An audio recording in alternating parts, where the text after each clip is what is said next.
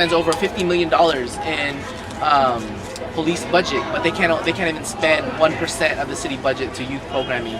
So it just goes to show where the priorities are for the city of Oakland. It definitely is not young people.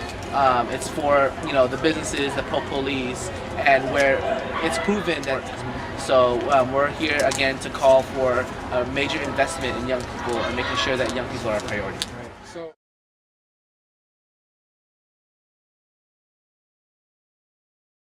So we were there when the cops got shot. We were at the place, at Eastmont. And a week or two later, we were on Richard MacArthur. No, a week later, we were on Richard MacArthur, and these cops just kicking people out of whole apartments with guns out, just aiming at people, just kicking them out of the apartments. So-called they're looking for somebody. So right now, Oakland is getting worse. I think in terms of the officers who got murdered, I think we need to address violence in our community. So I don't think that the death of anyone is actually taking us to where we need to go.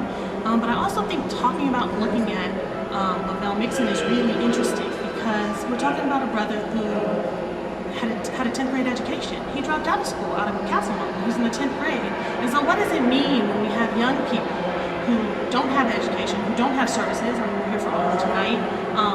What are opportunities and what do they look like? I can tell you what they look like. They look like dealing drugs, being engaged in a church, which is actually like a cosmo of a community. Those folks protect each other, they know each other, they love each other. I'm not suggesting that what they're doing is right, but I am suggesting that there's a need to create community. And so people will create community no matter what.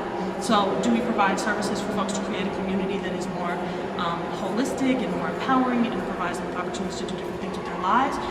Or do we provide people with horrible education where they don't want to go back to school and they drop out?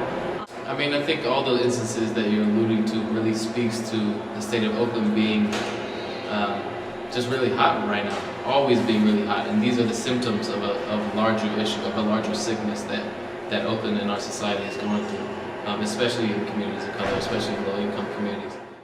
There's just not a lot of resources to support people. There's people that are getting really desperate and they're doing things that they would not otherwise do if they didn't have that support, you know what I mean? If they didn't.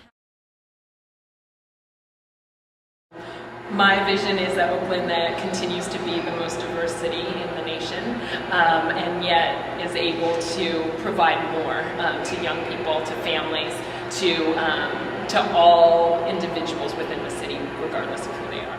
There is a level of diversity in this city that is unique in the world in terms of a city of this size. So the possibility of this being a model for how the people of the world can get along, I mean, I see that potential in this city, and it is why I live here. I want to be able to walk down the streets without having to hear sirens and none of that kind of stuff. Unless like if somebody getting hurt or something, like like an ambulance or something, I don't want to hear no cops, I don't want to hear no helicopters. I want to be able to have a good education, have things to do at the school, and like basically no more tension between cops and black people in the community. Just everybody's just at peace basically. And it was really painful to sit through a city council meeting when we were debating the cost of a sculpture. A sculpture that could fund a youth center on a high school campus, art programs after school, and we heard a lot that special interests were supporting of this compromise of the Measure 00, and that was deeply offensive to me as a young person that grew in this community and now as a mother, because